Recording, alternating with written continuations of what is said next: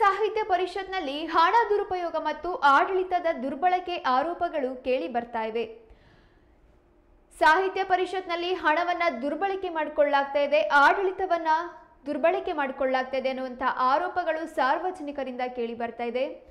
ಕನ್ನಡ ಸಾಹಿತ್ಯ ಪರಿಷತ್ತಿಗೆ ಆಡಳಿತ ಅಧಿಕಾರಿಯನ್ನ ಹೊಸದಾಗಿ ನೇಮಕ ಮಾಡಲಾಗ್ತಾ ಇದೆ.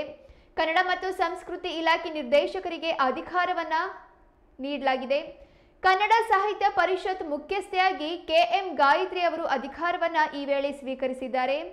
ಈ ವೇಳೆ ಕನ್ನಡ ಸಾಹಿತ್ಯ ಪರಿಷತ್ ಅಧ್ಯಕ್ಷರಾಗಿದ್ದ ಮಹೇಶ್ ಜೋಶಿ ಅವರಿಗೆ ಹಿನ್ನಡೆ ಉಂಟಾಗಿದೆ.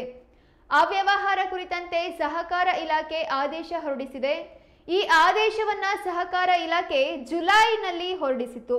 ಆದರೆ ಈ ಕುರಿತ ವಿಚಾರಣೆಗಳಿಗೆ ಮಹೇಶ್ ಜೋಶಿ ಅವರು ಹಾಜರಾಗದ ಕಾರಣ ಅಧಿಕಾರವನ್ನ ಕಳ್ಕೊಂಡಿದ್ದಾರೆ. ಅಗತ್ಯ ದಾಖಲೆಗಳನ್ನ ಯಾವುದೇ ವಿಚಾರಕ್ಕೆ ಕೊಟ್ಟಿರಲಿಲ್ಲ.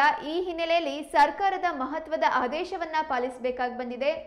ಕನ್ನಡ ಸಾಹಿತ್ಯ ಪರಿಷತ್ನಲ್ಲಿ ಆಡಳಿತ ಅಧಿಕಾರಿಯಾಗಿ ನೇಮಕ ಮಾಡಿದ ಆದೇಶದ ಹಿನ್ನೆಲೆ ಮುಂದಿನ 3 ತಿಂಗಳ ಮೇರೆಗೆ ಅಥವಾ ವಿಚಾರಣೆ ಮುಗಿಯುವವರೆಗೆ ಅಧಿಕಾರವನ್ನ ಮಹೇಶ್ ಜೋಶಿ ಅವರು ಕಳ್ಕೊಂಡು ಇತರರಿಗೆ ಹಸ್ತಾಂತರವನ್ನ ಮಾಡಲಾಗಿದೆ.